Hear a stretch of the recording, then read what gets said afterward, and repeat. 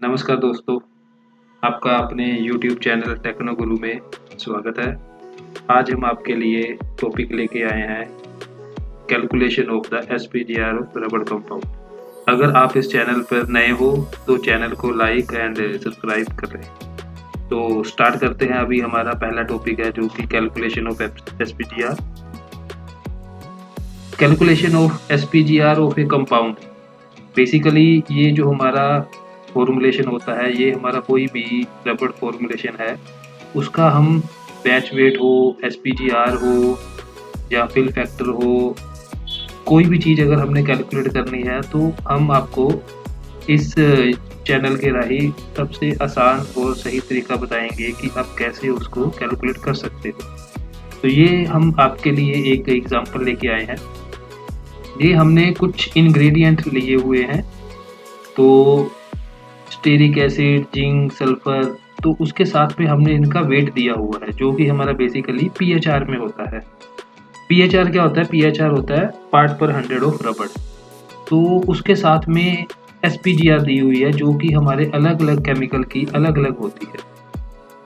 तो जब हम इसका सबसे पहले वॉल्यूम निकालेंगे, तो वॉल्यूम निकालने का क्या तरीका होता है? Volume is equal to weight divided by SPGR of the individual material.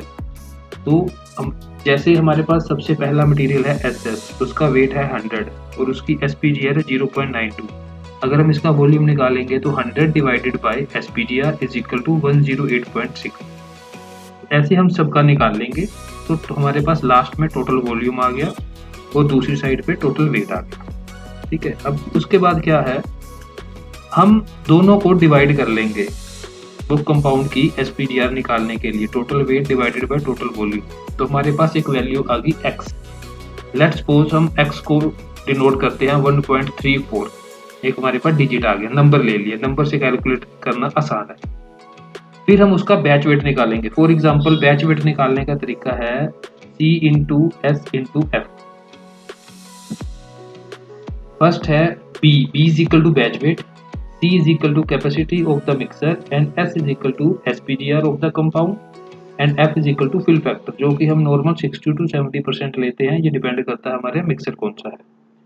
तो अगर हम इसको कैलकुलेट करेंगे B is equal to batch weight, हम बैच वेट को कैलकुलेट करेंगे तो सबसे पहले हमने लेना C is the capacity of the mixer। यहाँ पे मैंने मेंशन कर रखा है कि अगर हम 270 लीटर का मिक्सर ले रहे हैं, अगर आपके पास 320 लीटर का है, 420 लीटर का है, तो आप इसको चेंज करके यहाँ पे कैलकुलेट कर सकते हो इनटू एसपीजीआर। जो हमने अभी यहाँ पे हमने देखा है, हमने टोटल एसपीजीआर निकाली है और यहाँ पे हमने एक वैल्यू ली है 1.34, हमने वो यहाँ पे नोट कर into fill factor. Fill factor हमने 0.65 लिया है। ये मैं दोबारा फिर बता रहा हूँ, ये हम मिक्सर के हिसाब से लेते हैं और हमारा रबड़ का जो फॉर्मूलेशन रहता है उसके हिसाब से लेते हैं। जब हम इसको डिवाइड करेंगे, मल्टीप्लाई करने के बाद तीनों आइटम को, तो हमारे पास 235.17 kg बैच वेट आ गया। इट मीन्स अगर हमारे पास 270 लीटर का मिक्सर है तो हम उस पे 0.65 फिल फैक्टर के हिसाब से 235 kg का बैच वेट रख सकते हैं।